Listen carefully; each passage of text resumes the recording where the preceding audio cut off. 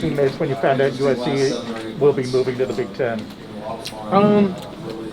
For me, and we kind of actually spoke about it a little before we walked out here, it was a surprise to all of us. I mean, I would think even y'all, it was a surprise because nobody really saw it or knew. And so, like I said, it was a surprise, but it was a quick, okay, cool, and then moved on right from it. Nothing to it.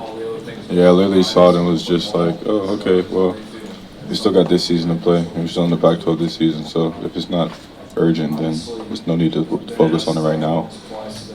When you guys are transferring into SC out of from different leagues, how much did the perception of Pac-12 football that's kind of ongoing right now influence your decision? I mean, what was kind of your take on that coming from the Big 12 and SEC? What perspective are you trying to? Yeah, just in terms of how you viewed the Pac-12 as outsiders before coming in. Very much looking forward to Yeah, not at all. It was really just the opportunity to be at SC and be a part of something that we're trying to build here. It just seemed like something special that I want to be a part of. For me, trying to be a part of something historic. Being a part of USC is already historic, but trying to get USC back to what it was is in itself also historic. So trying to be a part of that and help this team get to our main goals. To follow up on that, Caleb, what was the deciding factor though? Like NIL, the California sun with the beautiful women on the beaches, or just following your coach Lincoln Riley? Like, what really was the deciding factor for you to leave Oklahoma and come to USC?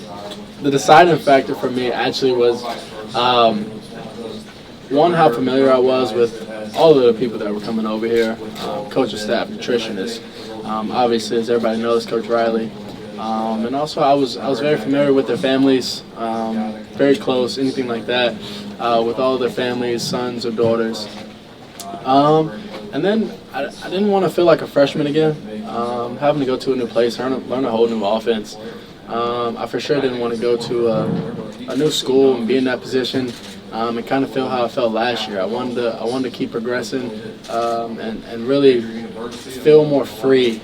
Be a Coach Riley Part 2 out there and enjoy playing more because I know more. What have your initial impressions of Jordan Addison been in the throwing sessions and just being around him this summer? Yeah, he's Great. Yeah, he's been pretty good. He's very explosive, really good body control. He's probably one of the fastest on our team too. And so I can't wait to see him on game day and all the adrenaline's going and he gets the ball in his hands and just to see what he can do. You guys have been here since the spring, and you know where the program's been and where it wants to go. What's been the biggest growth you've seen in this team from the spring come out? Culture. Yeah, I was about to say. Yeah, culture. Can you expand on that a little bit? Yeah.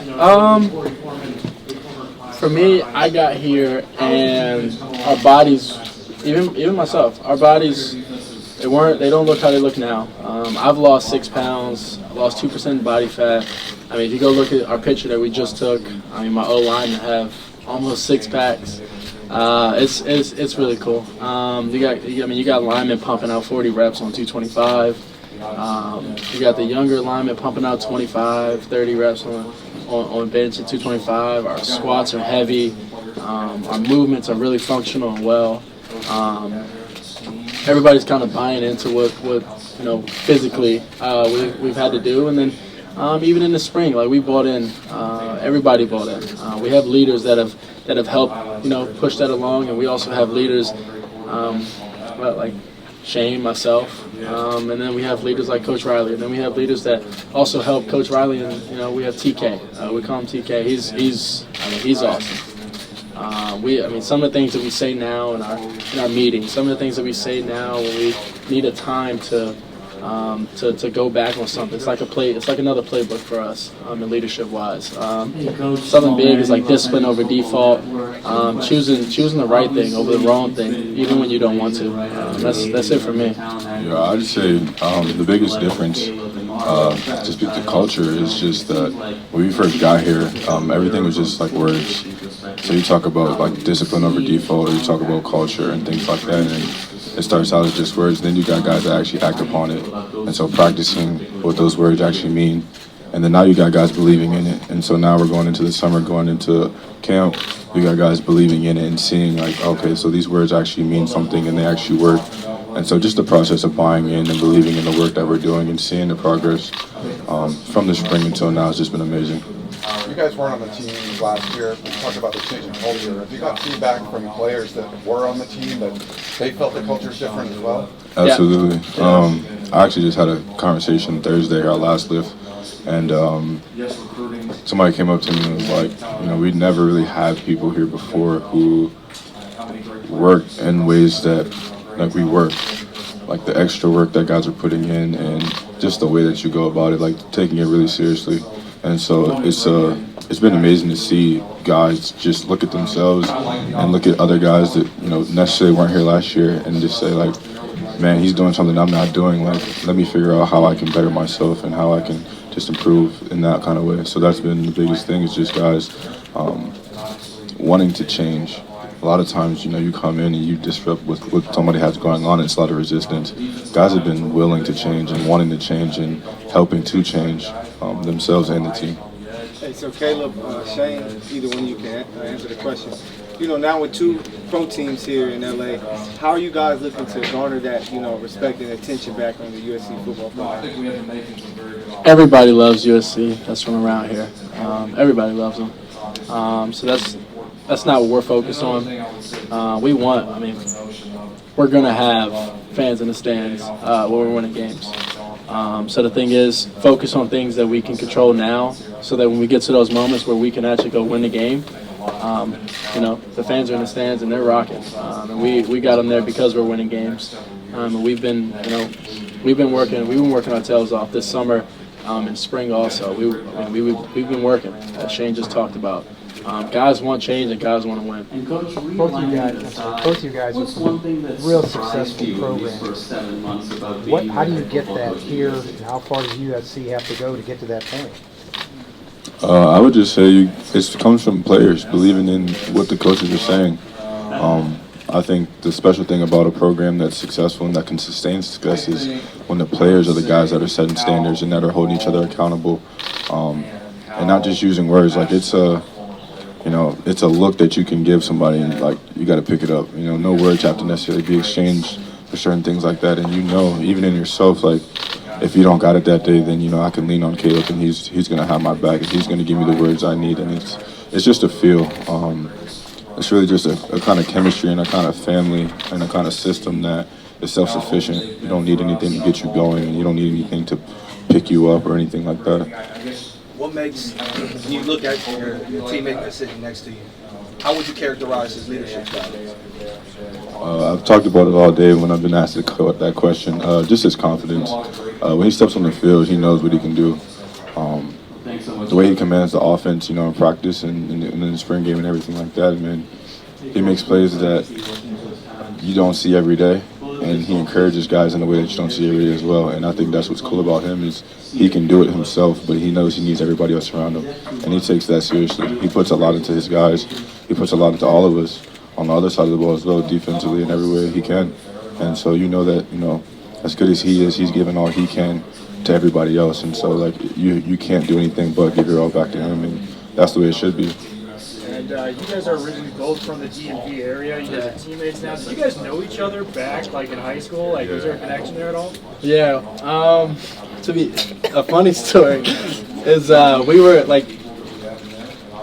we didn't really know each other, but we were messing with. We had some mutual friends. Mutual friends. Yeah. There we go. Yeah, some mutual friends that we used to talk to, and so.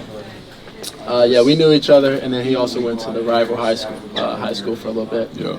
Very cool. And then you followed Lincoln to USC, and then you came, transferred into SC. What's it about Lincoln that makes him the leader and person that you guys want to, follow and come to LA for in the first place? Oh man, when I met Coach Riley, man, just the conversation that we were having, it just didn't feel like a conversation I had with any other head coach before. When I came out of high school, when I was in the portal, it was just a unique conversation. It was about building something special, about building a culture, setting a standard, and just being a part of something special, something that he just kind of sold it to me like, you want to be a part of this, and I was like, I think I do want to be a part of this. So, man, he just he brought me here just through his words and just who he is as a person, somebody I want to follow.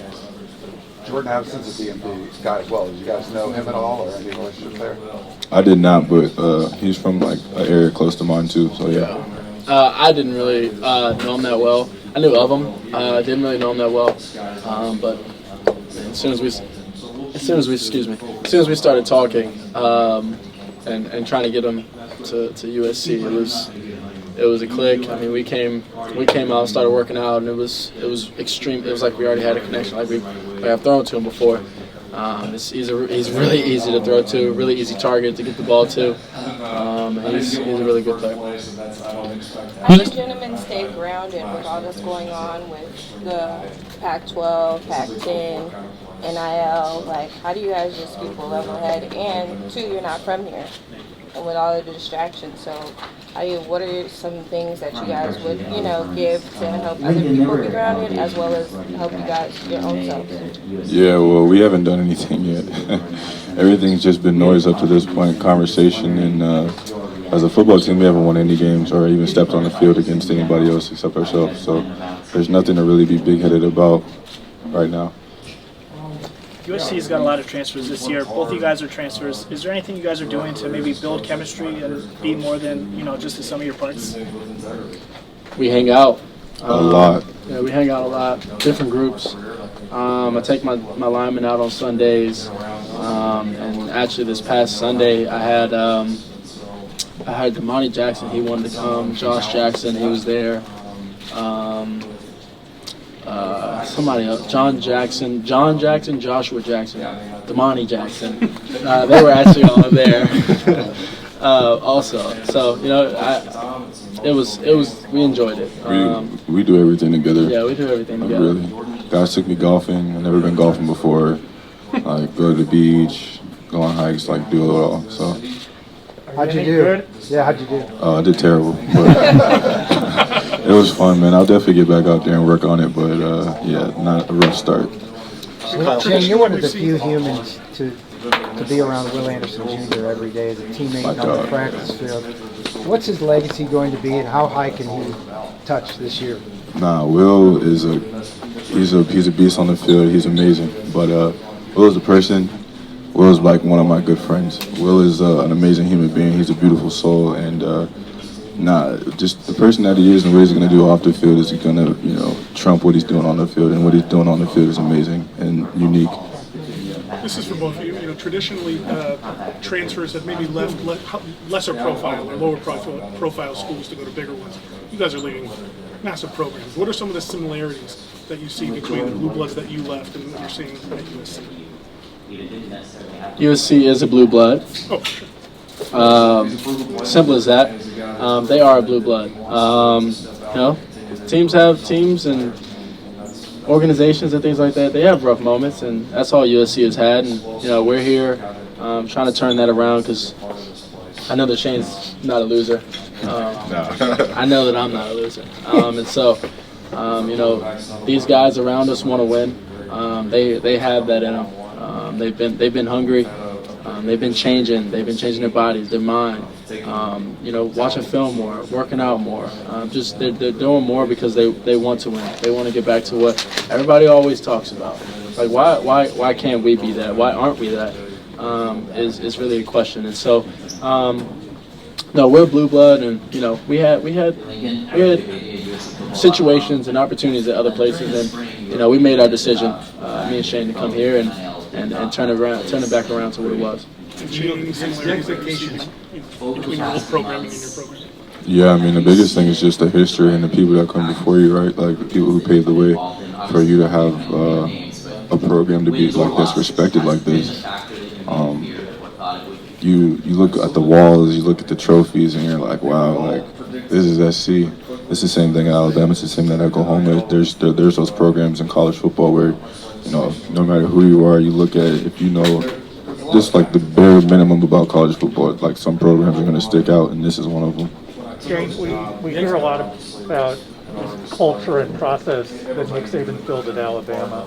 What was it like first integrating into that, coming out of high school? Oh yeah, I mean, that's who I am as a person. So that's why I went there, to see if I matched up against that. It's just discipline, it's effort, it's hard. There's no real magic to it. There's no secret sauce. I think everybody knows what makes Alabama great. It's just nobody's willing to do it like Alabama is. Are there any lessons you learned from that have helped you integrate that mentality to your new teammates?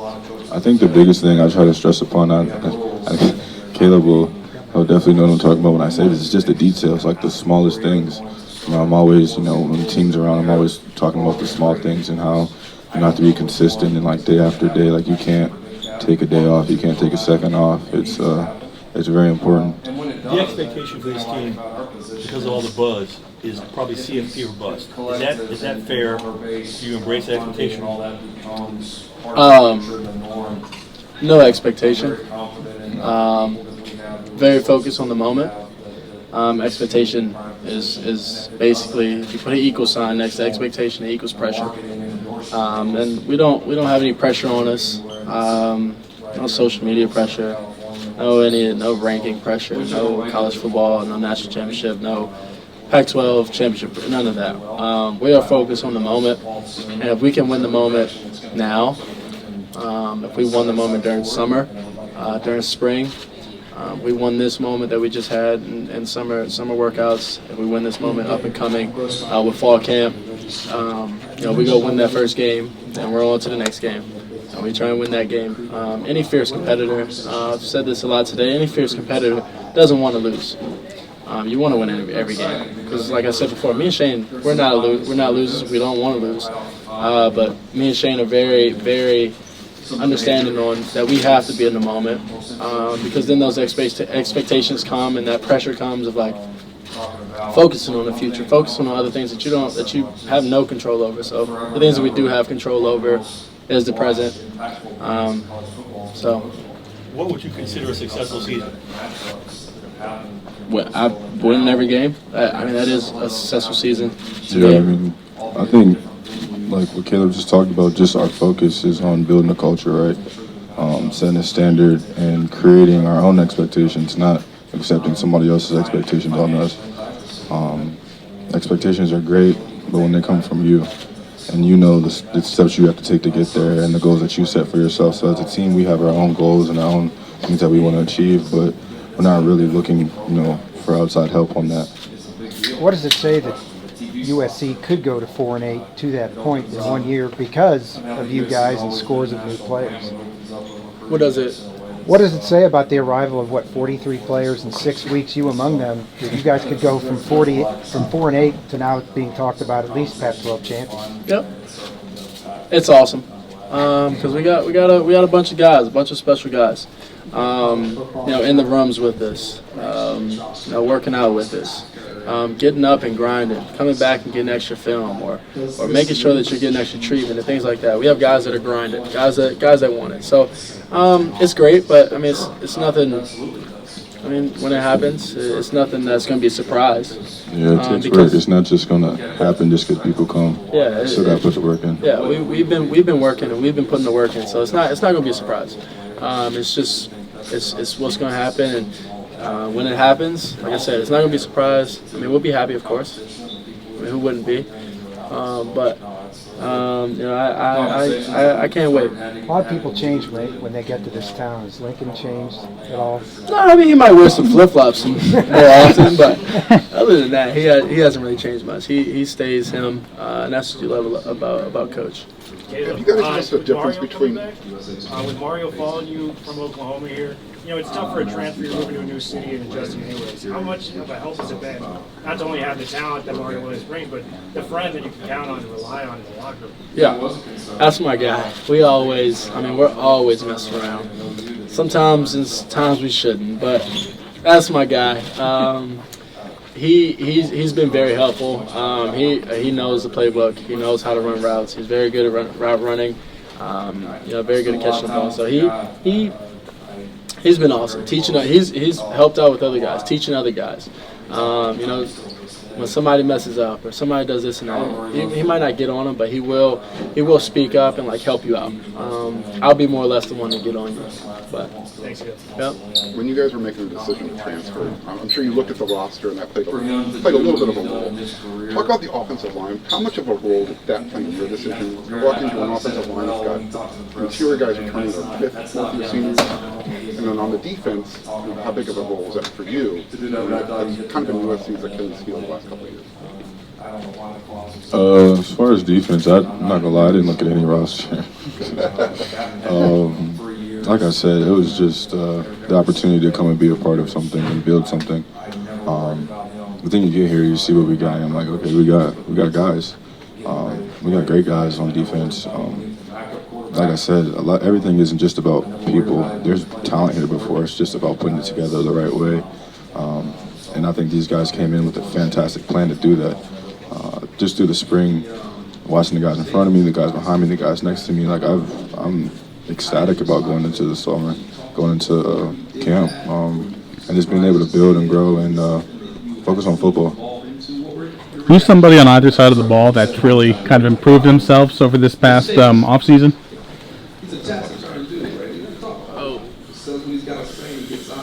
I'll speak on defense, just going against them and PRPs and things like that. Kalen Bullock, I can't wait to see him play. Some of the plays that he's gone and got or that he's done, they've been like your eyebrow raises like whoa. I'll give you one instance. We had Mario running to the left sideline, and he ended up going upfield because of scramble drill. And Kalen comes from the right hash, my right hash, his left hash, and he gets over top of Mario and bats the ball down. And then when I looked at it, I was like, man, like how'd you get all the way over there and do all of that? I saw him coming, but I didn't think he was going to get all the way over there. And he's made some pretty good plays on me. And I just can't wait to see this defense and what they can do. Caleb, I know you knew Jordan a little bit before he came to USC. Yep. With you, how much were you in his ear maybe during the portal process? I was in his ear. I even got probably, I think I texted Shane like Texas kid. Yeah, I like text.